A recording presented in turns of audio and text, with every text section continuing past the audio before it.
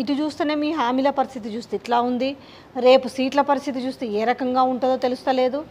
ఈ నేపథ్యంలో తెలంగాణలో ఆఫ్టర్ పార్లమెంట్ ఎలక్షన్స్ తర్వాత ఏదో జరగబోతుందనే ఊహాగానాలు పెద్ద ఎత్తున, అది నిజం జరుగుతుందా మరి తెలియదు, కానీ మొత్తానికైతే స్పెక్యులేషన్స్ అయితే భారీగా ఉన్నాయి.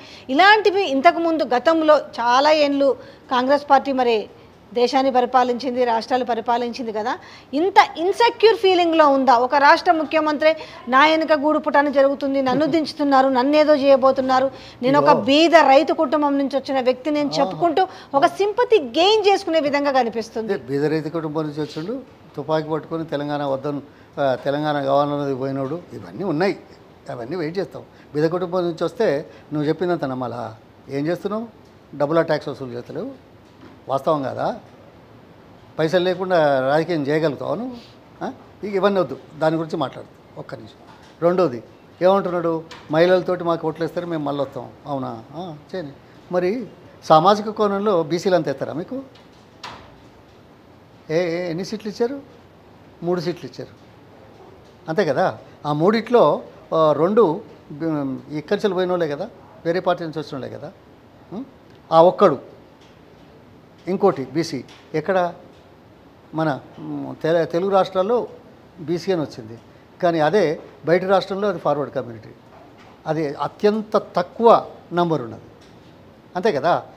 అదే మరి కాంగ్రెస్ 6 సీట్లు ఇచ్చింది, అన్ని కులాలకు అవకాశం కల్పించింది. బీసీలు మీకు ఎందుకు వేస్తారు? వేయరు. ఇదే పద్ధతిలో వాళ్ళకు సెల్ఫ్ రెస్పెక్ట్ కావాలి, గుర్తింపు కావాలి, గౌరవం కావాలి. ఇప్పటి వరకు మాకు అవకాశాలు అనేది ఈ ప్రభుత్వం వచ్చినాక వచ్చింది. 48 కార్పొరేషన్లు బీసీలకు ఇచ్చారు, 8 మంది ఎమ్మెల్సీలకు ఇచ్చారు, సుదీర్ఘమైన బీసీలకు. అదేవిధంగా 5 రాజ్యసభ సీట్లు ఇచ్చారు. ఏనాడైనా ఎప్పుడైనా ఉమ్మడి రాష్ట్రంలో కానీ ఇక్కడ కానీ ఈ జాతీయ రాజకీయ పార్టీలు చేశాయా? కులగణన ఎప్పుడొచ్చింది? ఇప్పుడు అందరూ అంటున్నారు, ఈ అలయన్స్ తర్వాత వాళ్ళు వీళ్ళు అందరూ. నితీష్ చేశాడు మొన్న, తర్వాత ఆంధ్రప్రదేశ్లో ఆయన జగన్ చేస్తున్నాడు, తర్వాత కర్ణాటకలో కొంత అయింది.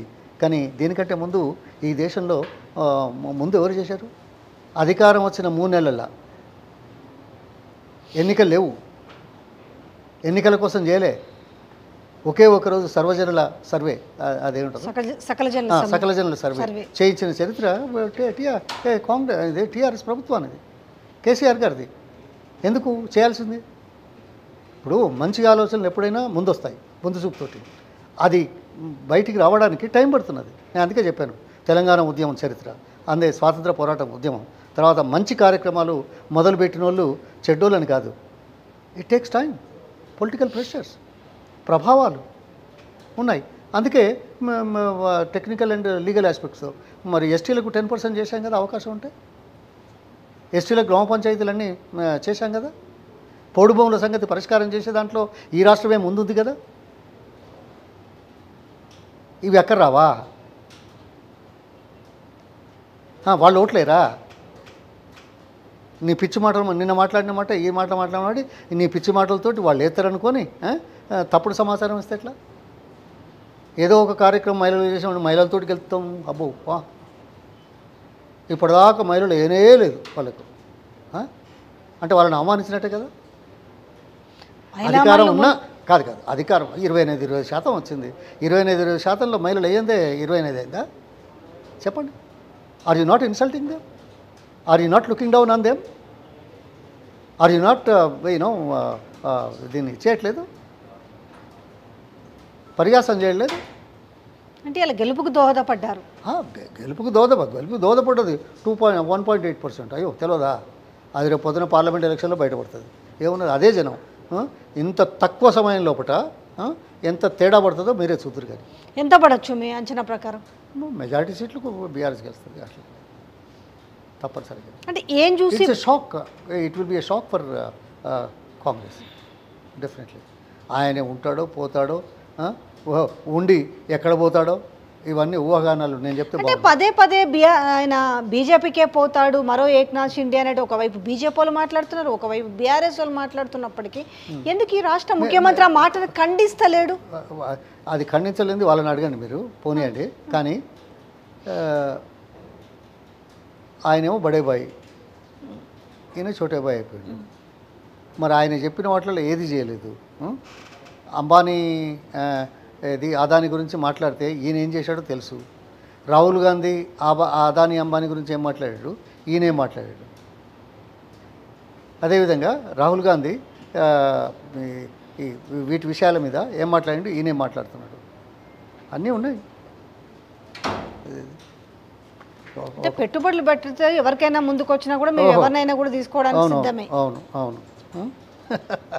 ఆ విషయంలో ఒక విషయంలో తప్ప మిగతా విషయంలో మా పాలసీస్ అన్ని ఒకటే అని మాట్లాడింది కదా.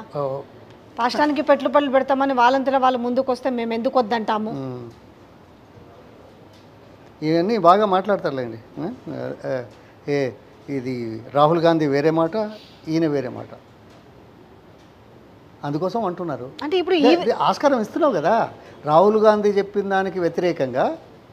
ఎందుకంటే మొన్న కూడా రాలేదా, వైలేట్ చేయలేదా, మేము దీన్ని కాపాడుతాము వాళ్ళు మేనిఫెస్టోలో పెట్టారు కదా. మన పార్లమెంట్ ఎలక్షన్స్ మేనిఫెస్టోలో ఒక పార్టీ సింబల్ మీద గెలిచి వాళ్ళు కనుక ఫిరాయింపులకు పాల్పడితే సో వాళ్ళ మీద ఖచ్చితంగా బహిష్కరణ వేటు ఉండాలి.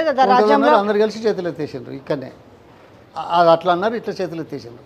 అంటే ఎవరిని ఫూల్ చేస్తారు? జనాలకు ఏం అర్థం చేసుకోరు. మేము ఏది చెప్తే కదా ఇంట్రానే, అదే బయటపడుతుంది. కానీ ఈ ఎలక్షన్ తర్వాత చాలా మంది పోతున్నట్టు కదా బీఆర్ఎస్ నుంచి పోతున్నారని మీకు ఎవరైనా చెప్పిందా? కాంగ్రెస్ వాళ్ళు అంటారు. రాష్ట్ర ముఖ్యమంత్రి చెప్తున్నారు. రాష్ట్ర ముఖ్యమంత్రి అనేది ఓకే, రేవంత్ రెడ్డి చెప్తే ప్రచారం కాకపోవచ్చు, కానీ ముఖ్యమంత్రి స్థాయిలో ఒక మాట మాట్లాడితే ప్రచారం అవుతుంది. అది మీడియా టుడేస్. నువ్వు ముఖ్యమంత్రి దానిని తీసుకొని బదనాం చేయడానికి, అసత్యాలు చెప్పడానికి వాడుకునే వేదికగా మార్చేసి మాట్లాడితే దానికి ప్రూఫ్ ఎక్కడా అవుతుందా? ఏమన్నాడు? 104 మంది ఉన్నప్పుడే బీజేపీ వాళ్ళు ఇది చేయబోయినారు, కాలేదు, గివిళ్ళు ఏం చేస్తారు అని కేసీఆర్ అన్నాడు కదా. ఓకే వస్తారు, అయితేంది నీ ప్రజల మద్దతు 1.8%. ఇప్పుడు ఎంత ఉందో బయటపడుతుంది. నీకువే తెలివికలోడు, నువ్వే గొప్పోడివి. 5 బై ఎలక్షన్లు డిపాజిట్లు పోయినాయి. నీ పార్లమెంట్ సెక్షన్లో ఒక ఎమ్మెల్యే గెలిపించలేదు. నీ పార్లమెంటు పరిధి లోపల జిహెచ్ఎంసీలో 2 పర్యాయాలు అయితే ఒక్క సీటు కూడా, ఒక్క కార్పొరేటర్ కూడా గెలవలేనటువంటి నువ్వు మొన్న ఎన్నికల సమయంలో ఏదో ఆశపడి కొంతమంది వేసినంత మాత్రాన విర్రవీగి ఇదేదో అయిపోయింది, ఇక ఇంతకంటే ఇంకేం లేదు, నేనే గొప్ప అనుకున్నంత దౌర్భాగ్య పరిస్థితి రాజకీయాల్లో ఉంటే ఈ రాష్ట్రం బాగుపడుతుందా, ప్రజలు బాగుపడుతుందా? చెప్పండి అమ్మా. ఒక్క పూట, ఒక్కరోజు ఎంతమందిని చూసాం? మచ్చలేని నాయకులు దేశంలో. ఏమైంది? తిరిగి వచ్చారా? 5 సంవత్సరాల తర్వాత వాజ్పేయి వచ్చాడా? ఎమర్జెన్సీ ఒక్క పదంతో ఇందిరాగాంధీ మొత్తం దేశంలో కోల్పోయింది కదా. అదే దేశ ప్రజలు మళ్ళీ 2.5 yearsలో మళ్ళీ ఆమె ఇచ్చారు కదా.